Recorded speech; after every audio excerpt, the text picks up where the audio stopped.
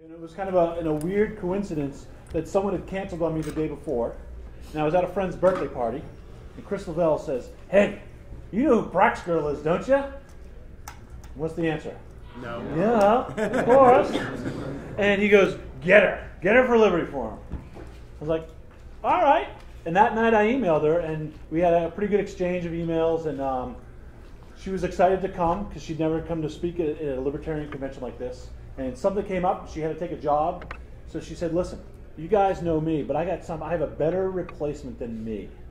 I said, really? You have a sister? She does have a sister. She does. And she introduced me to Robert and Prashant, and she said, hey, you guys got to talk to these guys. And it's great because this is actually the first time that they've had a chance to present about praxeology in front of a group. Is that not true? Yes. So it was great. It was kind of a happy coincidence that they were in a great place to talk about it to a crowd that we're into 20 some odd episodes. And I actually think it's a topic that I think is going to be a way for us to talk to non-libertarians about libertarianism from a practical standpoint. So I actually think this was actually one of the sessions I was actually looking forward to the most. So please welcome Robert Taylor and Prashant Pawar.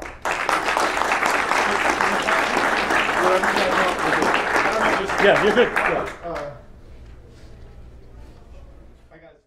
So my name is Robert Taylor. I'm an actor, writer, and director living in New York City, and I created Praxgirl. It was my idea, and I'm here with my writer and producer Prashant. And for any of you that actually have watched the show, Claudia wanted to be here today, but she said that she couldn't because her opportunity cost would be too high. That's what happens when you teach your friends praxeology. They come up with sophisticated ways of saying that they can't hang out with you. Oh, yeah. So what I'm here today to talk about is really telling you guys why you should study praxeology and how it's going to make you a better libertarian. For those of you who have never heard of this, the term praxeology, I think maybe we can pull up a video. Is that possible? Let's try to.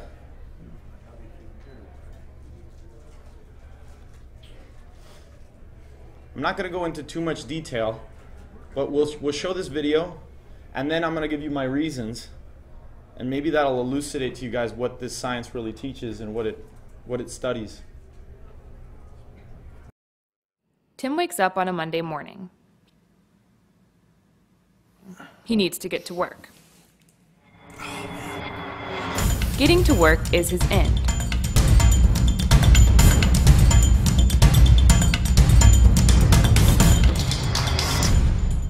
We can derive knowledge from Tim's action through several sciences. Why Tim wants to get to work, psychology. Is going to work a right end for Tim, ethics. What tools or means must Tim employ to make it to work, technology. The study of the fact that Tim wants to get to work and has wanted to in the past, history. There is a science not generally known yet. The logical implications that men, Tim just being one of them, use means to attain chosen ends. Praxeology. Praxeology is a science that builds on the concept of action. Action has many implications. Ends, means, time, value, cost, need, uncertainty, causality, marginal utility, prediction, production, return, exchange, capital, rationality, good, probability, time pressure, scales of value, interest, labor, calculation, pricing, competition, money, market, wages, taxes, credit, business cycle, inflation, deflation, understanding. 10 hours to pick 100 berries. If you remove a man's uneasiness, there must be a fixed and objectively given unit. Action itself is the demonstrated preference and misallocation of resources, but he acted accordingly to what he believed would achieve his goal.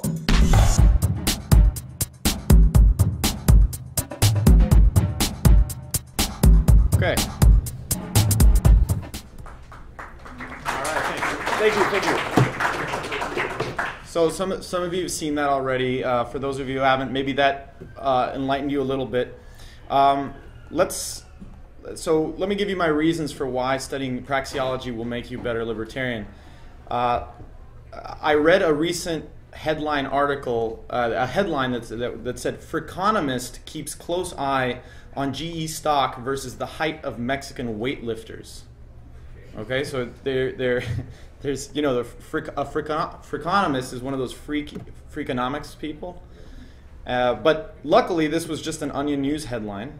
But I'm just trying to use this as an example to make a real world point, which is that point number one, praxeology will give you the tools to find the inconsistencies in other people's arguments using formal logic. The first advantage that the praxeologist has when walking into any situation where he has to defend an unpopular position, which in our case is defending liberty, is his ability to reason deductively rather than rely on statistics, data, and empirical evidence of all kinds of... as libertarians, if you haven't encountered this kind of situation before, I guarantee you will. Someone's going to come up to you one day and they're going to say, look, I've got this study that shows that raising the minimum wage actually helps the economy, and I have the data to prove it. And you're going to have a decision to make at that point on how you're going to take this down. Because we libertarians, we have a lot of reasons, and you could start by maybe trying to come up with your own data. And you could say, well, no, actually, look, they raised the minimum wage in the last 10 years, and there's higher unemployment right now, right? That's something that we all have as a tool that we could use to argue with people. Or you could make the argument for morality, and you could say that that taxation is theft, and forcing people to do things against their own will is wrong. We all know that argument. But I'm here today to tell you that there's another way, and that way is the praxeological way. The praxeologist doesn't get caught in history wars or sound like a preacher of morality. This is an advantage, I think. What he offers is the chance to elucidate to his opponents that his means are contrary to his ends, necessarily. It's the praxeologist who can properly identify that in any situation where people are talking about governments or freedom or markets, what they're ultimately talking about is human values, and therefore what they're talking about is human action, and that's what we study. It's the praxeologist who has certainty and the deepest epistemological basis for his understanding that human action has to be understood from a purely deductive method. Now, by deductive method, what I really mean to say is that you can't use empirical evidence to learn that human beings act purposefully. You have to infer from the fact that you act purposefully yourself.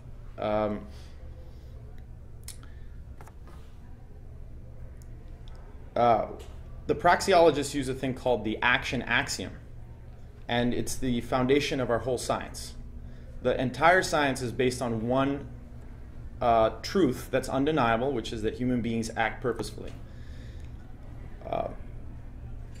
So as I said, the praxeologist understands that when people talk about government action or market activity, they're ultimately talking about human action.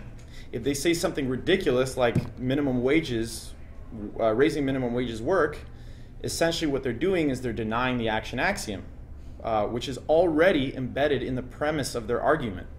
They're already telling you that people are doing things for a reason. They're already accepting the action axiom in their argument, and then they're denying it. That's called a contradiction. Raising the minimum wage doesn't work because the means of a business do not suddenly and magically increase simply because you raise the wage of the workers. We know that logically the business owner will either have to lay workers off or refrain from hiring more workers that could increase his productivity. None of this requires having a vast array of anecdotal knowledge about all kinds of things. And you know, it's really impressive to meet libertarians here at this summit that have all kinds of vast arrays of knowledge about how the government's screwing us left and right, but the praxeologist doesn't have to rely on that. We know that what you need to interpret data is a correct theory. So another line of argumentation that you may hear from libertarians is that they'll start to ask people, well, who funded the study? And then you tell them, well, it was Media Matters. They find out, it was Media Matters. Well, obviously they have a leftist bias. They're connected with the White House, and well, clearly we know that these people are evil or something like that.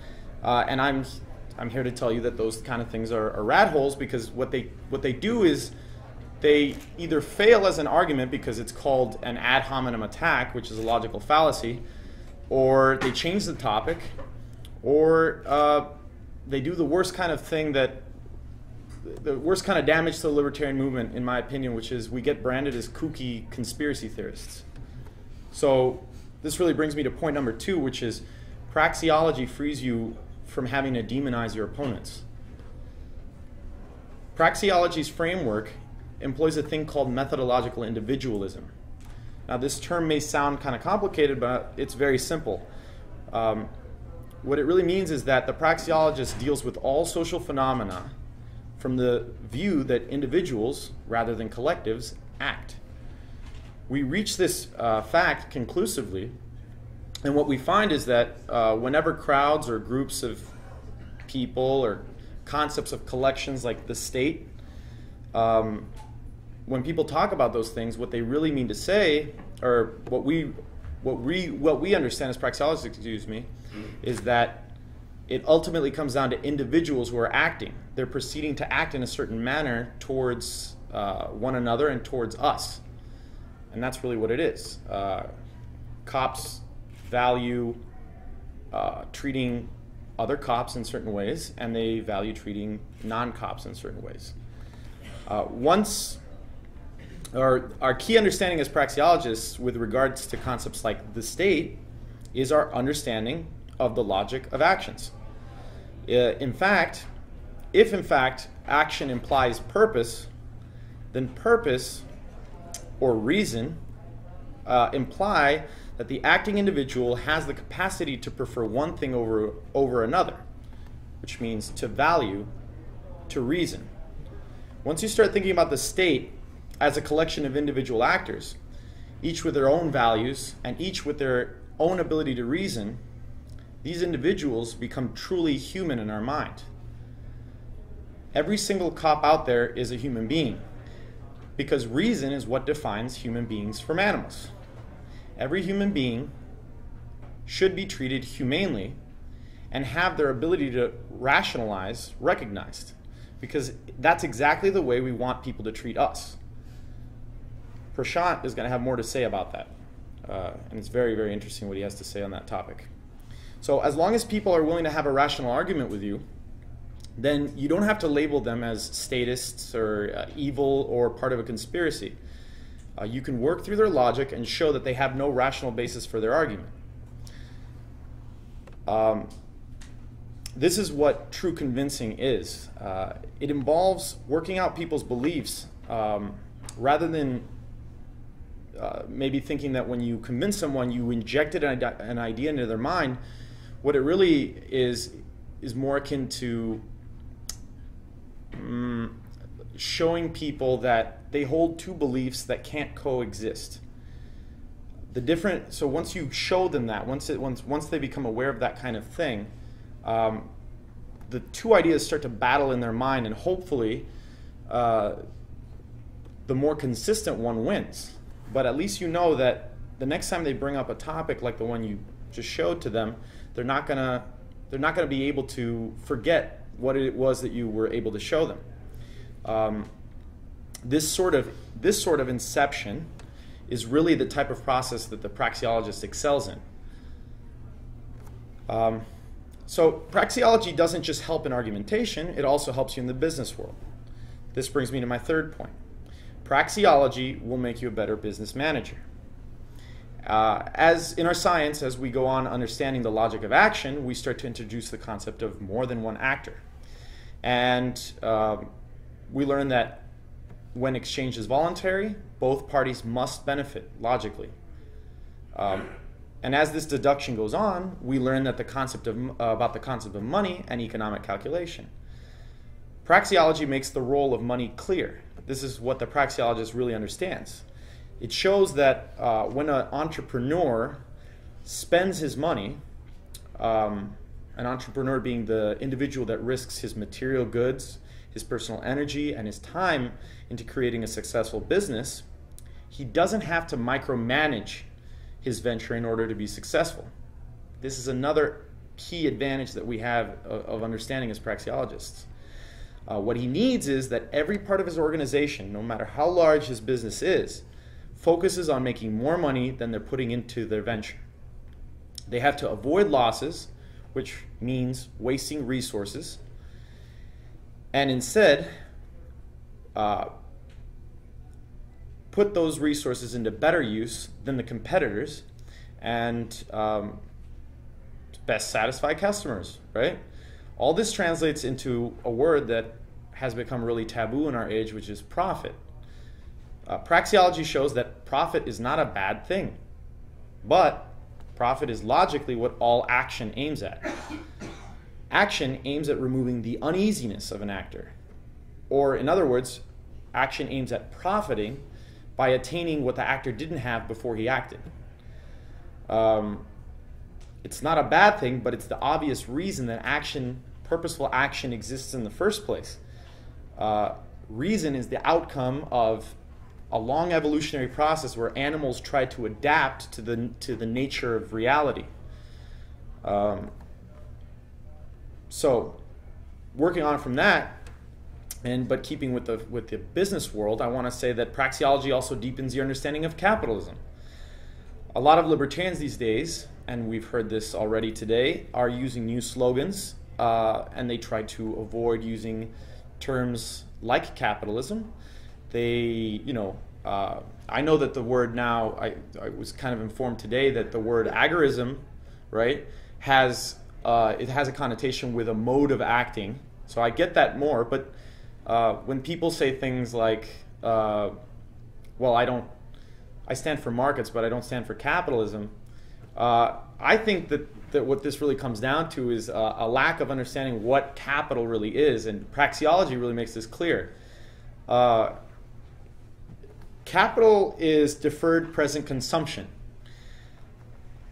It means that you save more than you could consume today for the purposes of consuming more in the future. Capital accumulation is, in my opinion, the key to understanding our role as human beings in this world. It's the one true testament to the ability of the human mind to reason and adapt to the laws of nature that he cannot change, as I said before. And the catalyst, and capital is the catalyst that has brought about our flourishing libertarian tradition. Without capital, we wouldn't have the time to think about the things that we were able to conclude, which is that liberty is more preferable than a centrally planned economy, right? It affords us the time to think about the deep issues, and this time is going to allow us to make those final connections between principled logic and the road to liberty. And this is another part of the equation that Prashant's going to talk more about. But for now, what I want you to understand is that praxeology, it's the praxeologist who doesn't shame in also calling himself a capitalist. He doesn't find anything wrong with it because he fully understands what capitalism is, what capital is, and he welcomes the inquiry when people ask him, why do you call yourself a capitalist?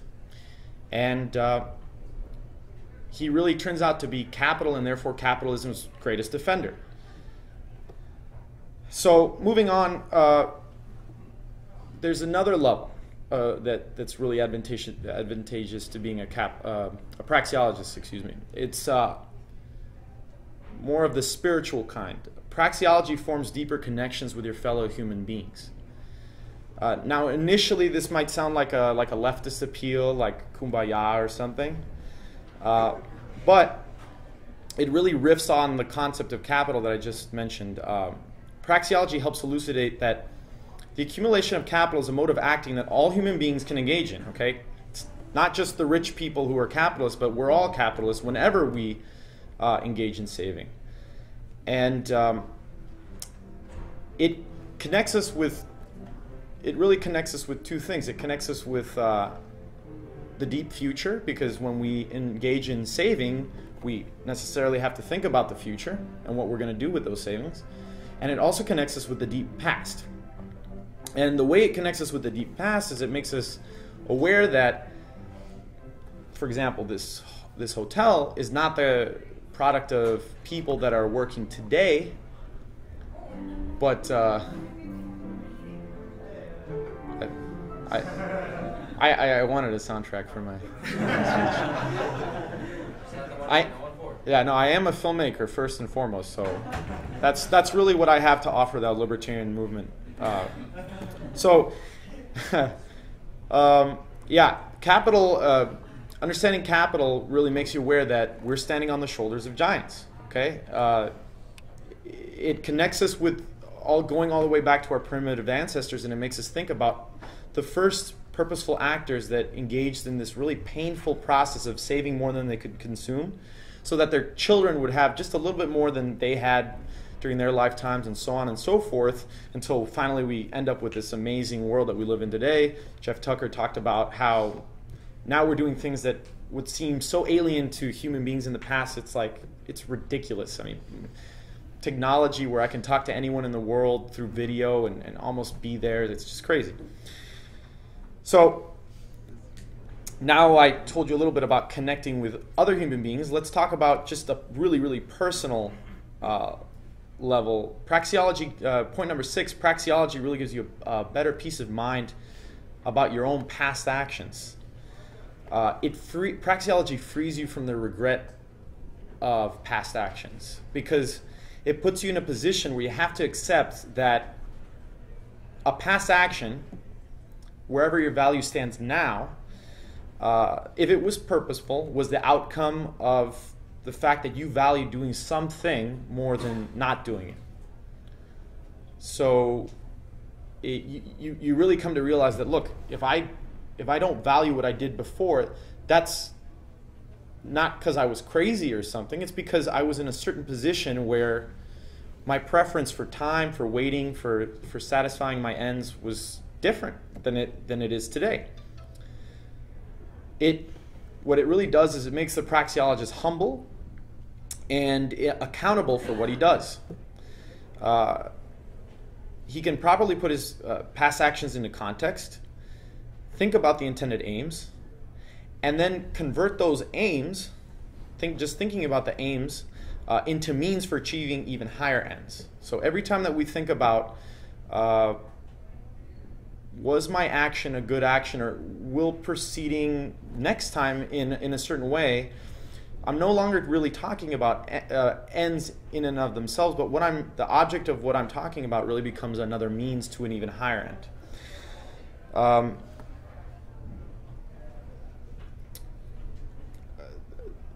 The praxeologist doesn't feel jealousy for other people either, because people that have more money than you, or they have more material goods, you know that if they got rich through the market process, then what that really means is that they had the ability to delay satisfaction more than you did. And it's not a bad thing or a good thing. It just means that you guys are different.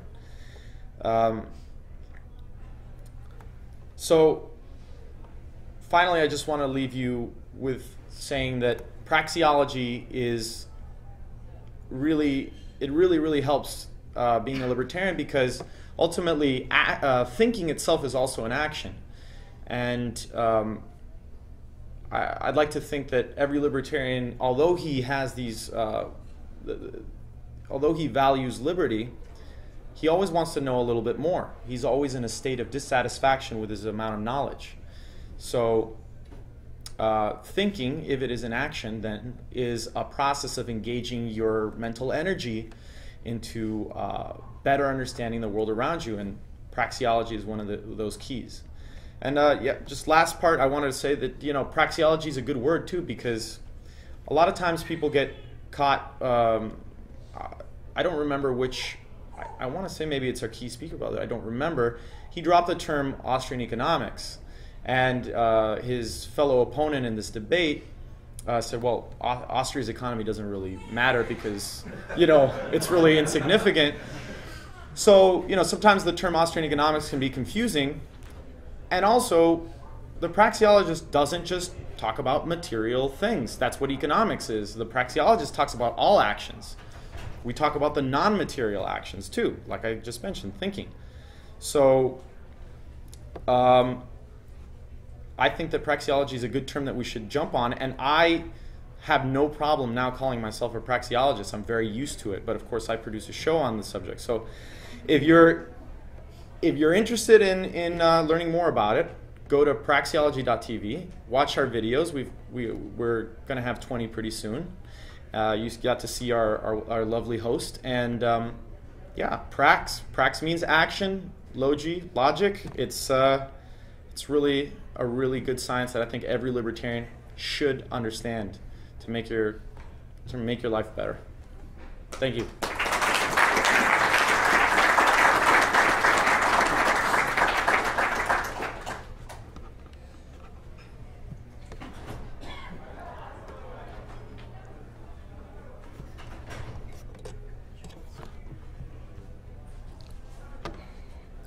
Hi guys, my name is Prashant, and I'm one of the writers with Robert on Praxgirl, and I'm a very big supporter of Free State Project, although it's not possible for me to move anytime soon. But I really hope, I really do consider New Hampshire and the Free State Project to be one of the most advanced laboratories of liberty. That this is where you see the real experiments being done. This is where you see the real. It's the head of the bullet. Okay, this is where you see where the real action happened. Robert made a really good case about why it's important to learn praxeology, and my aim here would be to elaborate some of the things which. Me and Robert have learned through our knowledge of understanding logic in human actions. And one of the things which we do is we try to figure out how liberty could be achieved in our lives. What is the right method? Because we have figured out how, I'll tell you something about a pet peeve I have. I've been libertarian for like 4 or 5 years, and one of the biggest, one of the observations which I made is that given a choice between freedom and roads, people always choose roads. They don't care what liberty has to offer as long as they have the security that the government has paved a place for them to drive their cars. So, good thing is, as libertarians and economists, we have figured out who will build the roads, who would provide us money, and a whole bunch of questions. But my area of study is how do we achieve liberty, and what I've studied is I figured it out. I'm not saying I figured it out fully, but the direction I'm going to is the Gandhian method of libertarianism, the Gandhian method of achieving the goal. My focus here is to attract more and more libertarians into studying Gandhi and reconsidering him, and reconsidering his methods instead of just rejecting it, because the states have brainwashed us against our will into believing that only violence gives us a solution. And the more we are understanding about markets, we realize that freedom actually is the solution. So a little bit about myself now. If you look at me, I grew up in India, and you might just think that, okay, he's from India and he likes Gandhi. That's obvious. That's but Gandhi was never my favorite because I grew up in the government tried their best to make sure that every kid is brainwashed about nonviolence. According to them, all the citizens, all the civilians, all the kids should use nonviolence and Gandhian methods to resolve their conflicts. But when it comes to them, they want to use their violent methods of coercion. And that gave me a very cognitive dissonance on which I couldn't stand for much longer. I just decided to reject Gandhi, and I just refused to believe that Gandhian methods had to do anything with it. In fact, in India, the counterculture is, the mainstream culture is that Gandhi got us independence. The counterculture is pondering over the question, who was responsible for the independence of India? Was it Gandhi or was it Hitler? And by Hitler, what I mean is Hitler's war in Europe, which weakened England and UK so much that they had to leave.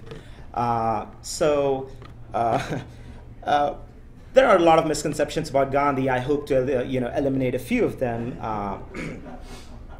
Let's start with the most basic Gandhian principle, and that's where praxeology and Gandhi see eye to eye. Because praxeology is the one which tells us that no political philosophy is possible which is not libertarianism or which does not recognize you as an individual. Everything else is a self-contradiction.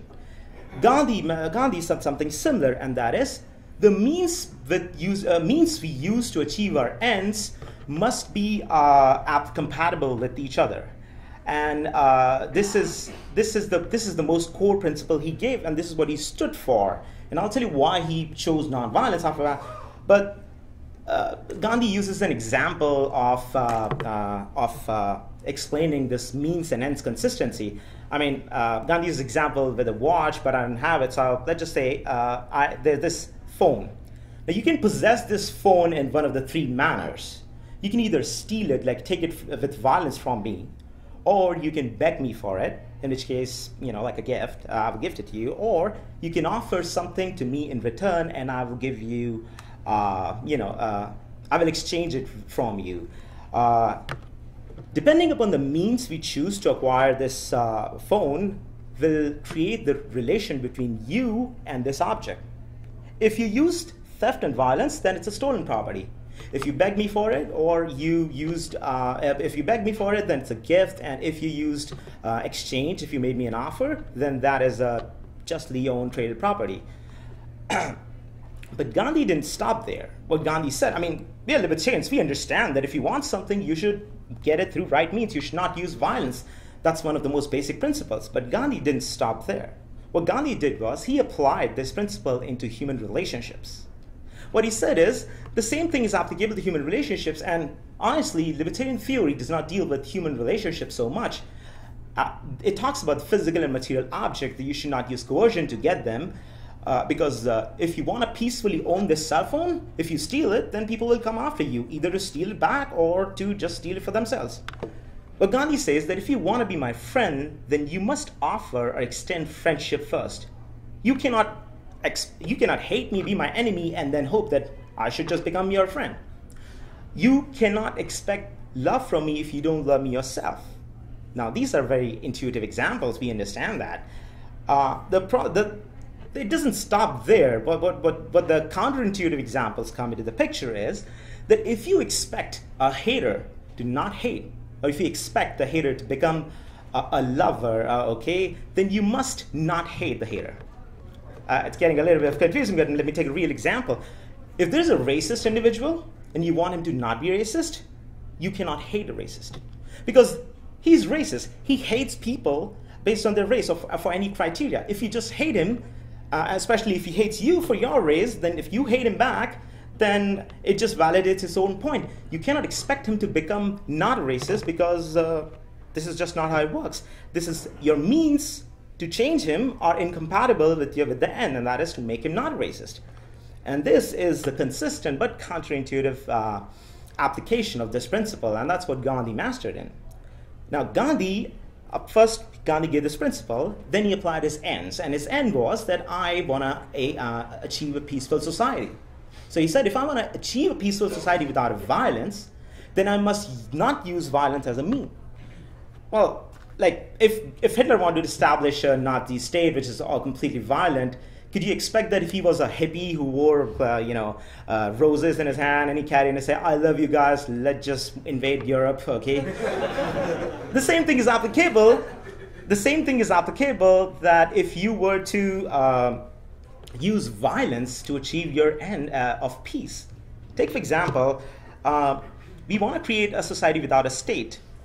obviously we cannot use another state to defeat this state, because then the first state would take place of the original state, and then we'll end up back to where it started with. Similarly, we cannot create our armies to defeat the American army or the statist army, because then our army will take over and become the state. So this is why libertarianism, which is a peaceful end, and this is a peaceful end by design. See, socialists say all the time that their aim is to create a peaceful socialist state, but that's never going to happen. Socialist state is a violent state by design. Okay? They say that they want to have peace in their society, but they're not going to have it. They depend on stealing and theft and coercion. Libertarian society does not depend on that, so the road which we take from this point to that point should also be used with non-violence and peace. But I have a question. I mean, what I'm basically trying to explain to you is that you cannot hate the cops, no matter what they do to you, because your aim, you believe that they are, when they hit you, they perform coercion against you, they use reason. They're not animals who are just biting you out of pure instinct. You know, you don't reason with animals, but as long as a lot of people do call the cops as animals or other things, but my point is that they also have the ability to reason, and that's what we should focus on. We want to convert them. Our aim is to not eliminate state, but to convert all the status. Our aim is to not eliminate the status. Our aim is to convert all the status into liberty. And this is why what I'm suggesting, what Gandhian principle is, to love them. And there's a method to use it. I'm not just saying that you just love them and you let them do whatever you want, but this is the most basic premises. Now, before I move on, we have a basic question, because we have studied non-aggression principle. Doesn't it tell us that it's justified to respond to initiation of aggression through proportional violence? It is true. If someone steals your watch, you're just in stealing it back from him. If someone punches you, you're just in punching him back. But remember, non-aggression principle does not make any value judgment about whether you should forgive your aggressor or punish him. I mean, you can totally forgive your aggressor, and that's not a violation of non-aggression principle. The truth is that every aggressor is doing what he knows. Every aggressor has moral poles, a right and a wrong. Some aggressors know that, and they try to still do things for evil, and some aggressors think that they're doing the right thing.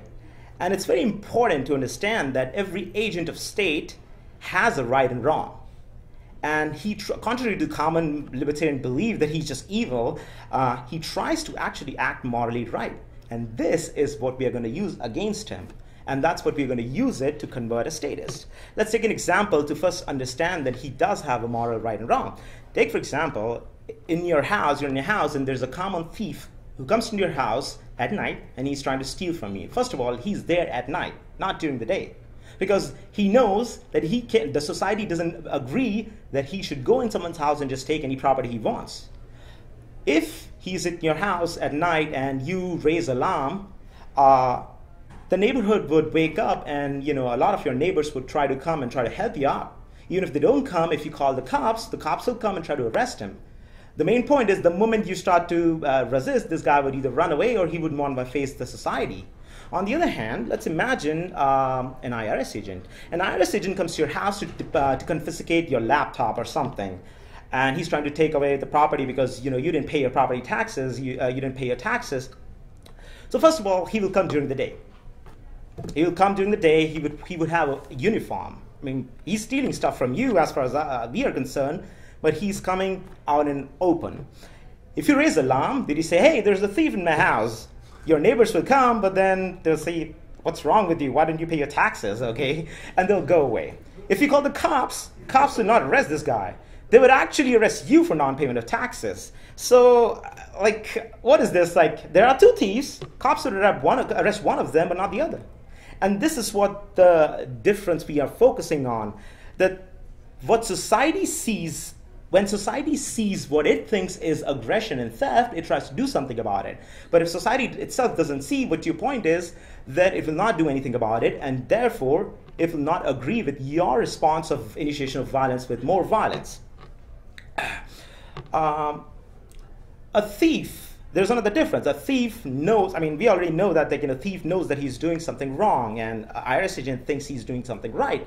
In fact, if you shot an IRS agent, his son would think that, oh, some evil people did this to my dad, and I'm going to grow up and become a better IRS agent or a better cop or something like that. This is the biggest problem, that everybody in their system, all of their supporters think they're right, and all of our supporters think they're wrong.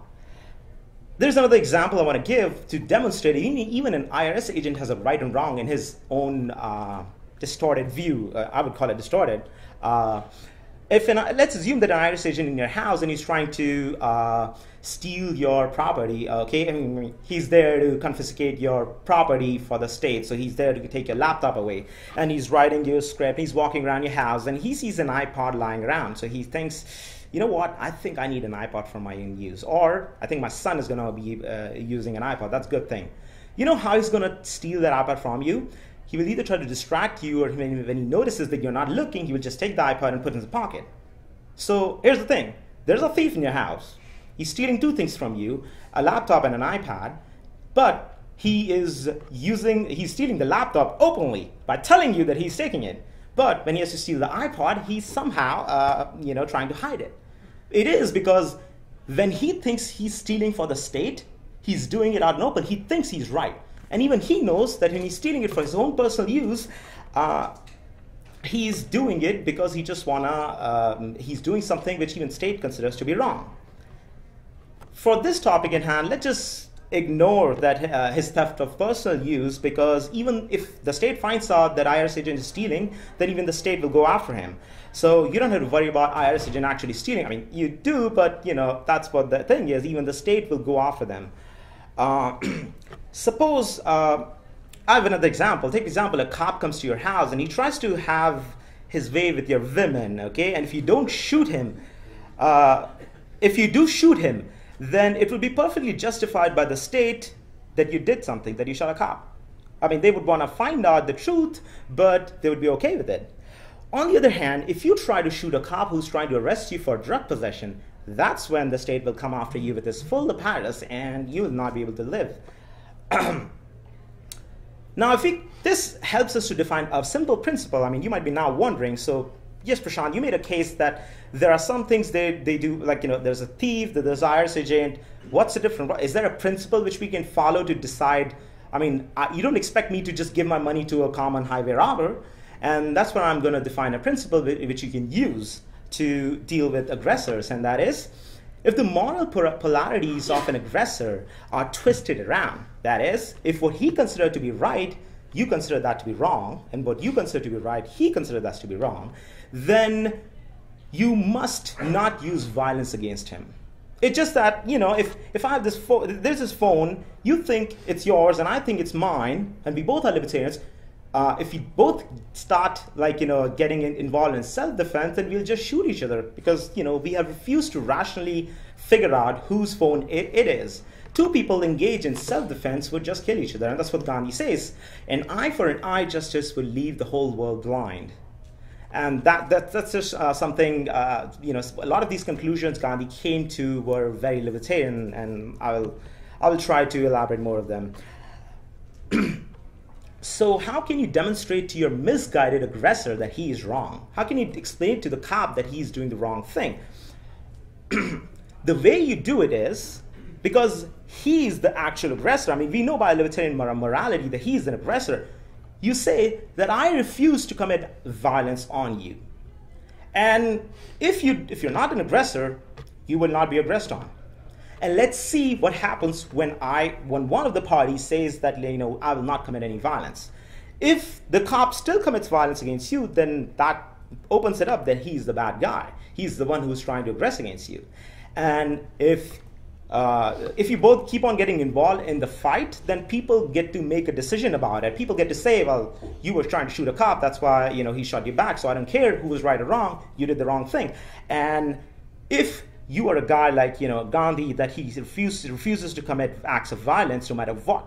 You say to the cop that I'll not retaliate, you just go with him. Like, if he wants to arrest you, just go with it.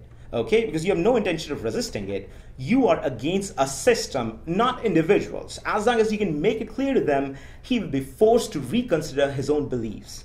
And that's what the Gandhian method of what's known as satyagraha is about. Take, for example, if you're holding a small bag of weed in the middle of the street, okay, and the only aim you have is to get arrested. Like, that's what you're doing. You're holding a bag of weed, and you're saying to the cops that arrest me. Now, you're not smoking it, you're not selling it to anyone, you're just getting arrested. The cop will first of all come and arrest you, okay? Or he will think, what are you trying to do? Well, you should hide that stuff from me, okay? You are not selling it to anyone. There are people who have asked you, they want to buy it. You're not selling it to them, you're not giving it to anyone, you're not smoking it. And what you're trying to say is that you're aiming at their most ridiculous law first, okay? So what you do is you get arrested for holding a bag of weed. And then, it may sound like the question would be why or how, or it's so difficult, but that's not the point. The point is you do that again. You come out of whatever punishment they give you, and you come out of it again, and then you do it again. The question is, the cops would be not immediately, but the point is, they have to consider, why is this guy doing this thing? At some point, they would realize that all their beliefs, all their right morals about arresting, saving the society from the evil people are just coming down, because I'm not a guy who's threatening the society. So they will have to ignore you and go after what they themselves consider to be real criminals. If you were just a drug dealer, then they would just think that you want to get profit and you're an evil guy. You're trying to make society, addicted to crack or something. That's why they're going to use violence against you. Now, if they stop arresting you for holding a bag of weed, then you have made your first victory, and your next goal should be to do something, break the next law. Now you start rolling a joint, okay? If they don't arrest you for that either, because then you take a puff, you smoke it, okay? And then you keep on going from this point to the point where they let you go, let you have your own way, because you are challenging his moral system, you're challenging his morality, and that's what Gandhian principle works on. Someone might say that this is highly inefficient, you will just go to jail and might not even come back home for years. Well, the fact is, if that's the problem, then you should go back home and don't bother fighting the state. Because frankly, if you have a desire of liberty, then there's a cost to pay. We can discuss what's a good cost, what's a bad cost, but if you just are saying that, oh, I don't want to waste my time like the method you're suggesting, then you shouldn't be trying to, have a vision about a free society. You stay home and merely surrender. And the thing is, Gandhian method is the only least costly method. There's nothing wrong with it, okay? If you want to go home and not do anything about it, go do it. Just don't go out and call, say F the police or show them a middle finger or call them pigs or anything like that. Because if we show hatred towards a guy who's wrong, you just make sure that he's never going to be able to see your point. Yes, the cost to commit nonviolence is high, but the cost to commit violence is even higher. If you commit violence against the state, they will come after you no matter which country you hide in. And that's what they're good at. They know how to deal with violent people. They just don't know how to deal with non-violent people, because their whole claim gets invalidated if they go after non-violent people. And when I say non-violent, what I really mean to say, not a guy who's just standing, a guy who says, you can do whatever you want, I'm not going to go after you. Because you may stand there and do nothing. A cop might still think that this guy, if I arrest him, might still come after my family. And that's what you have to ensure him, that you're a peaceful guy and you're going to do it by demonstrating it, that no matter what amount of violence he commits against you, you're not going to do anything about it to him. One thing which you have to keep in mind, and that is that since you can only attack states' aggressions one by one after the other, you can either break the weed law, you can do something else, you can do tax protest, make sure you leave the tax protest for the last. Because if you decide to do tax protest as the first thing, taxation is the lifeline of the state. If you attack that, the first thing, then it's a live or die moment for them. They don't even care. If you're holding a bag of weed, the cop might let you go because you're not harming anyone. But if you decide to not pay taxes or do something about the taxation, then it gives him a reason that, oh, so tomorrow I might be out of job, so you know what, I'm going to do something about it, okay? And frankly, these are not my words, these are actually Gandhi's words. Gandhi says that tax protest should be left when your movement is much stronger, not at the first step of your movement. And one last thing. If you cannot love a statist, then don't expect him to love you back. Don't expect him to see your point if you refuse to see his point, and just keep on calling him evil. Because that's one thing you should not do. You should not call him evil because according to him, he's doing the right thing. Okay? If an honest cop thinks he's an honest cop, you can keep on calling him dishonest cop for arresting people for smoking weed, but he doesn't care. According to him, he's an honest cop. So you should acknowledge it and then challenge it about his honesty or about his virtue. If you hate a state's agent, then the state's agent will hate you back, and there is no possible way you can go somewhere, and you are the one who needs him to see your point. Other way around, he doesn't care. So you must have heard Gandhi's quote, hate the sin, not the sinner. A similar saying quote could be given, and that is, love the statist, hate the state. And that's what my point is, and if you have any questions, you can go.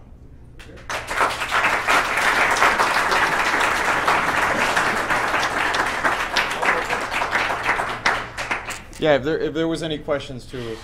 Sure, you can direct the questions to either one of us. Right. Mr. Taylor, is the Yes. work Human Action by Loving by Mises, is that the entire body of Praxeology? Well, there was a lot of work done to fix some of the specifics by Murray Rothbard, so Man, Economy, and State is definitely the next step after. Economy and State? Yes. You also have to look back at the stuff that came before Mises, Karl Menger, Bombavrik. Those people are also instrumental. I mean, it's Mises definitely coined the term, but If you wanted to dig into it deeper, what would you look at? Human action. definitely human action. Human action is, but I wouldn't say that you It should is start 90% of it. But you shouldn't start a human action. What I'm trying to do with this video series is really make a primer, really make a short series of videos that are less than 10 minutes long that can get you started, because it's tough. Now, I'm going to just say something for everybody. That I was a leftist, and then I stumbled on human action. Now I'm an actor, writer, and director, right? So I started reading human action, not being really a full-gone libertarian, and I had selfish reasons for reading it. I thought it was going to make me a better writer. Okay, it was called Human Action. It's the best title you could ever have for a book, and I honestly, he kept talking about means and ends, and I was like, well, this is exactly what we talk about in writing class. This is, you're always told to write about a character and his objectives and how his means are, and his ends and all those kind of things. And then I started reading it, and then suddenly I realized, Jesus, this is a science, and there's a whole, this is a complete formal system of deriving knowledge about reality. So I was able, I didn't understand human action the first time I read it, but I think the first 200 pages spoke huge to me, and so it's awesome. Oh, yeah. So yeah, definitely human action, but read other stuff too. Yeah. All right. Is there like a Praxeology 101 book or something like that? It's a serious question. Yeah. I can't refer human action to my friends. Yeah. Well, maybe we'll write it. But no. Gene Callahan wrote Austrian Economics for Real People, which basically touches on this stuff. But the only thing I would say is it doesn't try to come up with the simple answers for the methodology really basing itself in action. So it talks in a general sense about economics. Go ahead. Economics for Real People is the very good book for that because it tries to use real examples, and Austrian economists love to use the example of Robinson Crusoe. So Gene Callahan says you know what? Let me just use Survivor. Okay. So he tries to go a little bit on pop culture. He tries to make it really simpler. Yeah. That's a book you should recommend to your friends because he tries to make it mainstream. And he says books for friends, and I'm pretty sure they don't want to read about methodology. No. But I think that there's still if we want to jump on this term praxeology, which is qualitatively different than Austrian economics, then I think the primer's still waiting to be written. Okay. Well, you can say that. I mean, technically, okay. Would you say Schiff's How It Kind of Grows and Why It Crashes is close enough to the Austrian, or not really? You know, with the story about the guy fishing. And It is. Yeah. Would that be enough of a primer for like if it's a high school kid? Yes, Yes. definitely. It just doesn't talk about the logic of the action itself.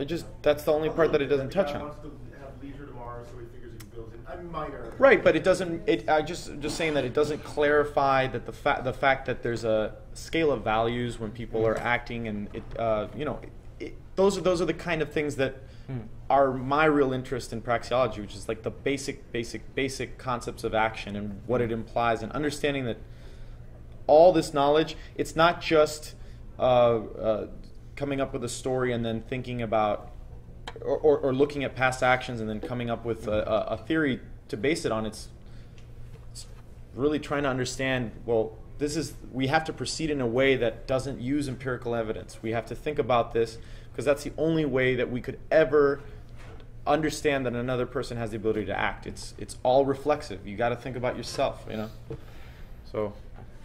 Yeah, you should do some more advertisement here because you guys are doing a tremendous job, and I'm studying also economics in Spain. So I have to read all human action and all that. So sometimes I use their episodes to learn more about the concepts when I don't understand them. So yeah, check that out. Yeah. Thanks. Yeah, I actually had a quick question about Gandhi, because sort of being a participant in the mainstream culture, I was subject to the same kinds of misimpressions about Gandhi's thought as you had been, and I was actually surprised to learn that our experiences were so similar there. So upon learning that he had kind of a more pluralistic approach, my question to you would be really kind of how pluralistic was it? I read a quote, I think it might have been on Wikipedia, where he says, this approach requires a tremendous personal sacrifice, potentially, from you. And if you sympathize with us, but you can't make that sacrifice either because you're just too selfish or because you have other obligations, go do what's right for you. And so my question to you is, in what degree really was Gandhi the thought leader of the country or the thought leader of that movement? And how pluralistic really was that whole scenario? First of all, remember one thing about Gandhi. The first thing you said about the similarities. Gandhi ran world's largest tax protest. It's still on the record. It's in record. His salt satyagraha, when he protested against salt taxes, and that's exactly how it is. I'm not painting him to a libertarian. I'm just saying he ran with thousands and thousands of people for about 40 miles. He walked all the way. The whole tax protest was a walk from place A to B over 3 days. And Gandhi was Patriot Act was nothing for him. Gandhi did something similar on his time when the British government wanted all the Indians and Africans to sign up and they suspended their habeas corpus. Gandhi has already done that. He's like the hipster libertarian, okay, if you want to call him that.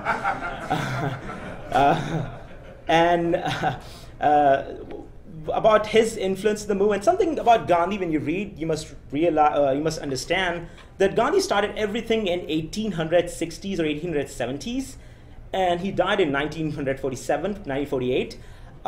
When he started, he said things, and then he evolved all the way to what he is. So if you read something which is contradictory to what I just told you, it's mostly because it was written in his earlier part of the life, and that's something you got to understand. And overall, Gandhi was the only leader in that aspect. I've tried to read other people around him. Gandhi is the only thing. I don't think so anybody else in the Indian independence movement even got what he's talking about. There's a quote from Einstein, which is the only quote from Einstein I like when he talks about politics, and that is, centuries and generations to come, we will wonder if that man even, if a man like him even walked on this planet. And it is because people just don't get how nonviolence could do something when we live and grow up in a status mindset of violence. And that's what it is. I would say Gandhi's complete works are in 42 volumes, okay? So he wrote a lot of stuff. And he talks about everything from Christianity to this and that. I would say that, it's a big task, and I'm doing it. I'm trying to read as much as possible. But if you have a libertarian mindset, it would be very refreshing for you to read Gandhi, because you'll be able to see the similarities, and especially when you observe Free State Project protest, they're doing everything right except for one thing on which they're differentiating from Gandhi, and that is, I see a lot of anger and hatred, even though when you're not doing anything. Even the clip which was played earlier today about the judge who said this man is threatening me, well, it is because the judge was able to somehow think that this guy is threatening him. Even though, according to us, he didn't say anything, but the judge was scared of this guy who's just running around behind him with a camera. So that's something which Gandhi would say, that you have to make him feel safe. Only then he would be willing to question his own ideas and beliefs. And that's the only thing which I would say Free State Project activists should learn. Libertarian activists all over the world should learn. And it takes balls, right? No, I mean, that's true. You touched on that, right? That it takes more courage to tell a guy, hey, whatever you're going to do next, I promise you I won't retaliate. Like you're convincing him that I will not do anything. Not I will do something, I will not do anything. I think watch Ridley videos. Was that? Watch Dave Ridley videos. Oh, okay. Are they good? Well, there's a lot of internal conflict, about this in the movement. For instance, I'm over carrying today, and it doesn't exactly present nonviolence. No, hold on a minute. In India, there's almost no intellectual quotes about gun rights, except for only one quote by one guy. I mean, a few quotes by one guy, and that's Gandhi. Well, Gandhi said that in the history of humanity, one of the most darkest acts ever done against humanity was when British took away the guns of Indian citizens. His whole point is, if he has to protest gun rights, he would arm himself with guns and he would say, do whatever you want because I'm not going to use them. Okay? And I want to demonstrate, because his whole point is to appeal to your thing, that you don't want me to have a gun because you think I'm going to shoot you with it, and I'm going to not shoot you with it. Let's see who shoots him first.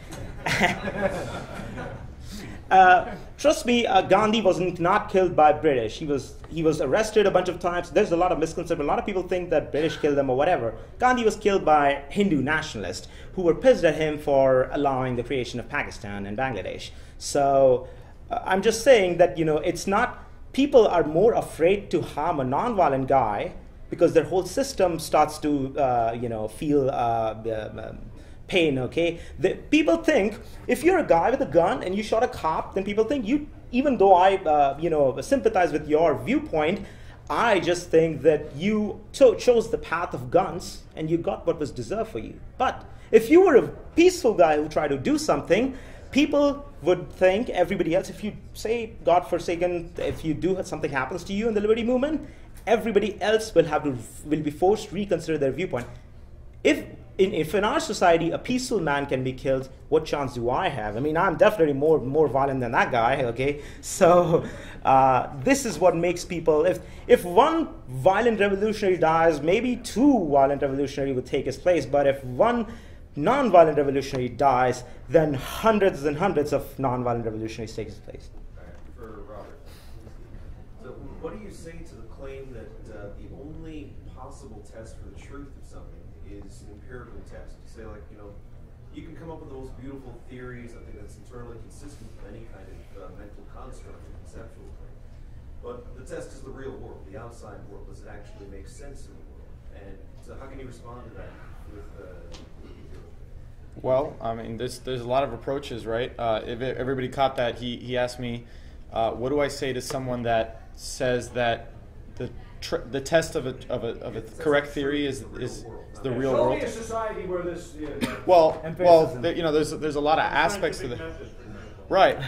I mean, first you'd have to ask, well, how do we test that statement itself, right? That everything requires a test. If everything requires a test, shouldn't you test this statement itself? That statement itself has to be tested. And right? then if you test it, sometimes it comes out to be true, right. Sometimes it's not. Then do you know if your statement is right or wrong? In New York, we have this movement called the Less Wrong movement, or the rational. What's it called? The Rationalists. And what they have this group called the Less Wrong group, which what they're saying is, look, everybody's wrong. What we try to be less wrong. Right, right, less biased or whatever. But what we try to tell them is you need to have something to gauge, some direction in which to know what's right, to know how wrong you are.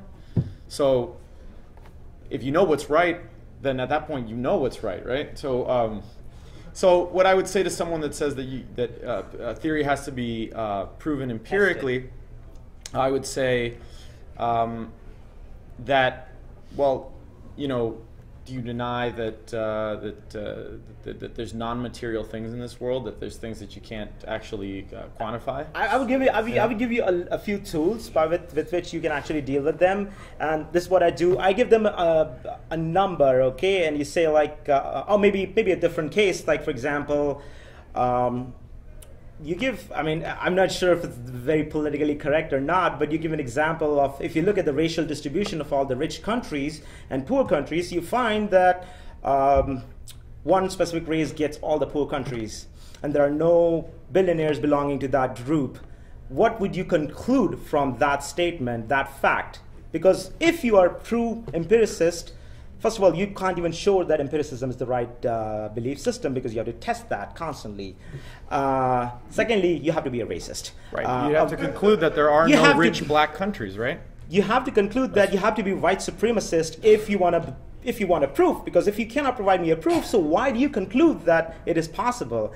And that's a good example that basically it kills the conversation, although, but there are a lot of things you could say. I use one example when people constantly say things like, there have been no anarcho-capitalist countries, so how do you know this would work? And I ask them, well, imagine if this was a time when there was no democracy, would you say that, wouldn't a monarchist say the same thing? There have been no places where people have been allowed to choose their king. How do you know that when you're allowed to choose a king, when people can choose a king for 5 years, he would just not become a king forever or something like that? Like, if you just try to think how a monarchist guy could be convinced about democracy, you would find out there are so many similarities when we try to convince someone about a society of pure liberty.